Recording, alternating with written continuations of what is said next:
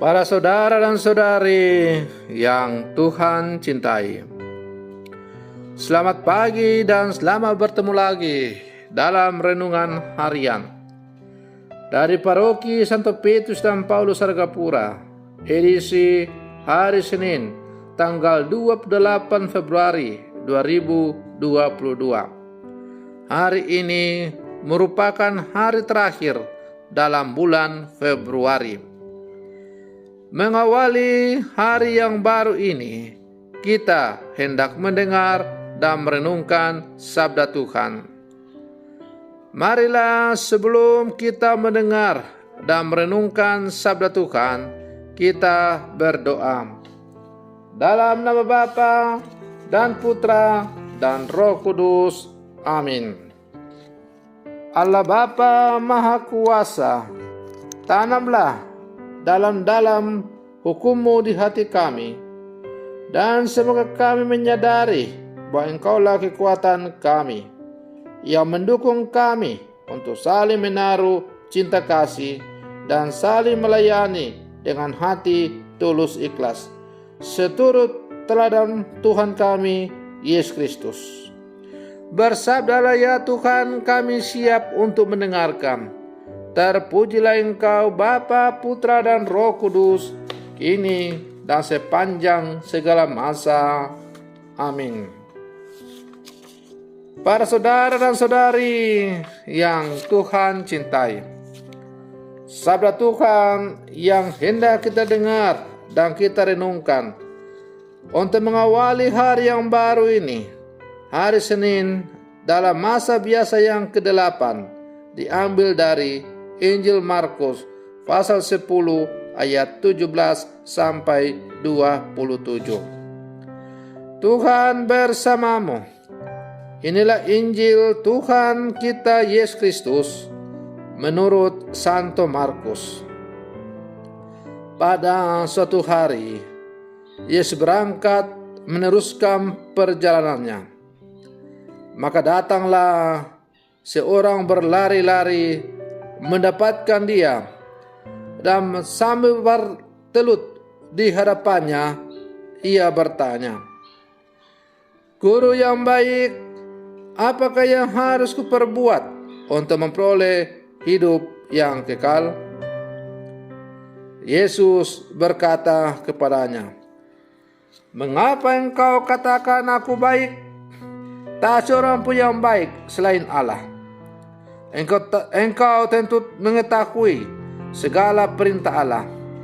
Jangan membunuh, jangan berzina, jangan mencuri, jangan mengucapkan saksi dusta, dan jangan mengurangi hak orang.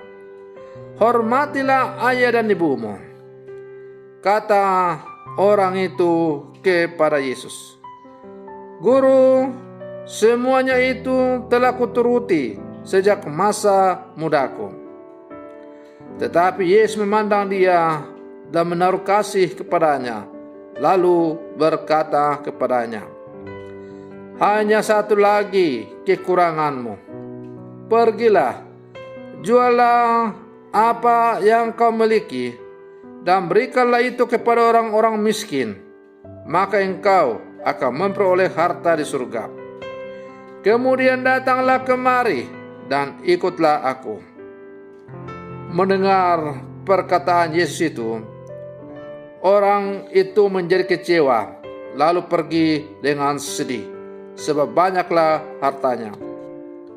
Lalu Yesus memandang murid-murid di sekelilingnya dan berkata kepada mereka, "Alangkah sukarnya orang yang beruang masuk ke dalam kerajaan Allah." Murid-murid tercengang mendengar perkataannya itu. Tetapi Yesus menyambung lagi, "Anak-anakku, alangkah sukarnya masuk ke dalam kerajaan Allah. Lebih mudah seekor unta melewati lubang jarum daripada seorang kaya masuk ke dalam kerajaan Allah." Para murid semakin gempar dan berkata seorang kepada yang lain, "Jika demikian, siapakah yang dapat diselamatkan?" Yesus memandang mereka dan berkata, "Bagi manusia hal itu tidak mungkin, tetapi bukan demikian bagi Allah. Sebab bagi Allah segala sesuatu adalah mungkin." Demikianlah sabda Tuhan.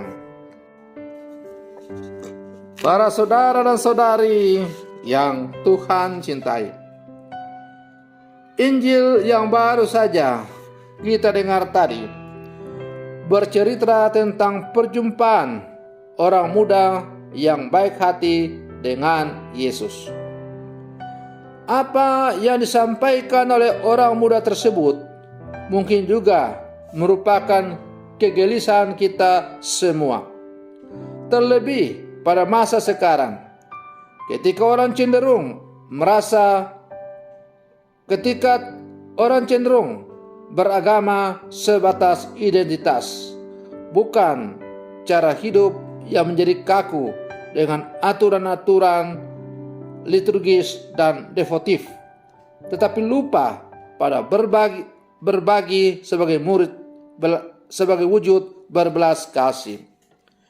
Orang muda itu bertanya kepada Yesus, bagaimana cara mencapai hidup kekal? Bagaimana mencapai keselamatan? Suatu pertanyaan yang paling mendasar bagi kehidupan kita masing-masing. Para saudara dan saudari yang Tuhan cintai, Yesus merasa kasihan kepada orang muda tersebut karena ia tidak mampu mencapai titik terindah sebagai citra Allah. Menepati hukum bukanlah sesuatu yang jelek. Namun bagi Yesus, memiliki hati yang peduli dan mau berbagi kasih dengan sesama merupakan sesuatu yang penting untuk mencapai hidup yang kekal. Seseorang boleh dan perlu menuruti aturan, namun ia perlu sampai pada titik pemberian diri sepenuhnya. Itulah puncak cinta Kristiani. Orang muda dalam cerita Injil boleh saja menepati semua aturan agama, namun ia lupa bahwa yang tidak kalah penting adalah berbagi kasih dengan sesama, khususnya mereka yang miskin. Para saudara dan saudari yang Tuhan cintai, harta kekayaan bukanlah hal yang jahat pada dirinya. Tetapi jika tidak berhasil dikendalikan, bisa menjadi sumber bencana dan penderitaan. Orang kaya yang dicitrakan dalam Injil hari ini sesungguhnya adalah orang kaya yang baik dan taat melaksanakan hukum agama. Hati orang kaya itu baik, tetapi keterikatan dengan hartanya yang banyak membuatnya memilih harta dan berpisah dengan Yesus. Uang dan harta adalah sarana kebahagiaan dan rahmat dari Tuhan, yang seharusnya semakin seseorang memiliki banyak harta, semakin mendekatkan diri kepada Allah dan menolong sesamanya. Para saudara dan saudari yang Tuhan cintai, dengan demikian, harta memang kita perlukan dalam hidup ini. Dan tidaklah salah kalau orang berlomba-lomba untuk menjadi kaya. Bahkan saya mengajak orang untuk berjuang untuk menjadi kaya dalam hidup ini, memiliki banyak harta. Karena dengan memiliki banyak harta, kita bisa membantu sesama kita. Bayangkanlah kalau kita tidak punya uang, tidak ada umat yang menyumbang semen, uang, besi, dan lain-lain, maka kita tidak akan pernah bisa membangun gereja yang baru, tidak akan pernah bisa itu membangun pastoral yang megah, dan sebagainya. Kalau tidak ada umat yang memberikan kolekte dari harta yang mereka belikan, maka tidak mungkin gereja bisa melaksanakan reksa pastoral. para saudara dan saudari yang Tuhan cintai. Oleh karena itu, harta memang diperlukan sebagai sarana untuk pengembangan hidup kita sebagai orang-orang percaya. Sejauh harta diarahkan sebagai sarana untuk bertemu dengan Tuhan dan menjadikan harta sebagai sarana untuk semakin mengabdikan diri kepada Tuhan dan sama, maka harta pada hakikatnya adalah mulia.